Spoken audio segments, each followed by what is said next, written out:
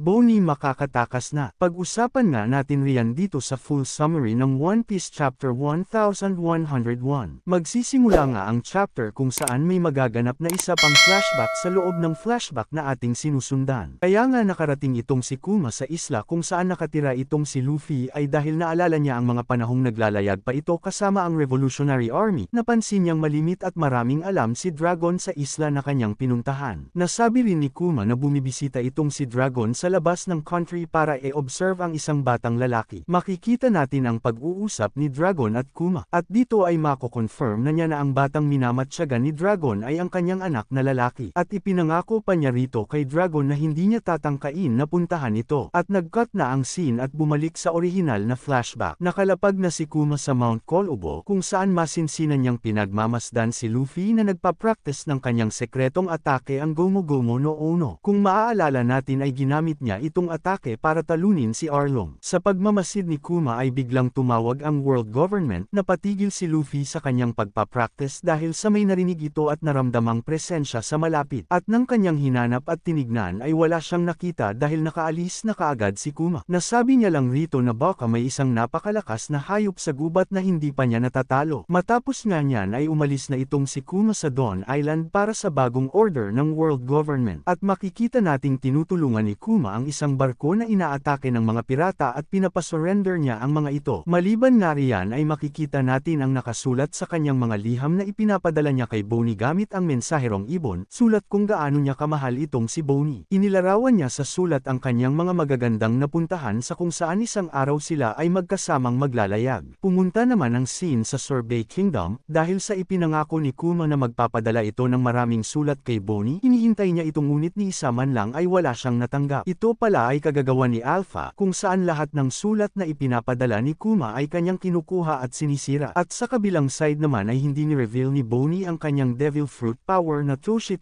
no Mi sa buong medical team lalong-lalo kay Alpha. Ito ay sa pagbibigay ng instruction ni Coney kay Bonnie. Marahil rito ay nagkaroon ng doubt at may napansin itong si Old Coney sa medical team. Sa pagpapatuloy, lumipat ang scene sa laboratorio ni Dr. Vegapunk. Bumisita si Kuma at nagkita sila ng clone ni Stacy. Sinabi rito ni Stacy kay Kuma sa kung sino kaya ang mas maswerte sa kanila, ang tao bang walang pakiramdam o ang isang clone na nakakaramdam. Pinahintulang ito ni Vegapunk at sinabihan na isang tao itong si Stacy. Sa pagkakataong ito makikita natin ang pagbabagong anyo ni Vegapunk na meron na itong hugis apple na ulo. Ipinaliwanag niya rito na once matapos ang modification ni Kuma ay wala nang matitirang memorya at emotion sa kanya. Dagdag pa niya rito ay papanatilihin niya ang consciousness ni Kuma hanggang sa huling minuto ng surgery at isang taon na lang ang gugugulin upang matapos ang pagmamodify. Lumipat naman ang scene sa kung saan tahimik na tinutulungan ni Kuma ang Revolutionary Army sa kanilang misyon. Nagtataka itong si Dragon at ang kanyang kaibigan sa kilos ni Kuma at naisip nilang may malalim na rason ang kanyang ginagawa. Bumalik naman ang scene sa Sorbet Kingdom, nagse-celebrate ng 9th birthday si Bonnie ngunit hindi pa din dumadating ang mga sulat ng kanyang ama. Lumipas na ang isang taon na pagpapagaling ni Bonnie, siya ay 100% na magaling na. At dahil may isa pang taon ang modification ni Kuma, hindi pa hahayaan ni Alpha na makaalis itong si Bonnie sa kanyang poder hanggang sa pagdating ng kanyang ika-10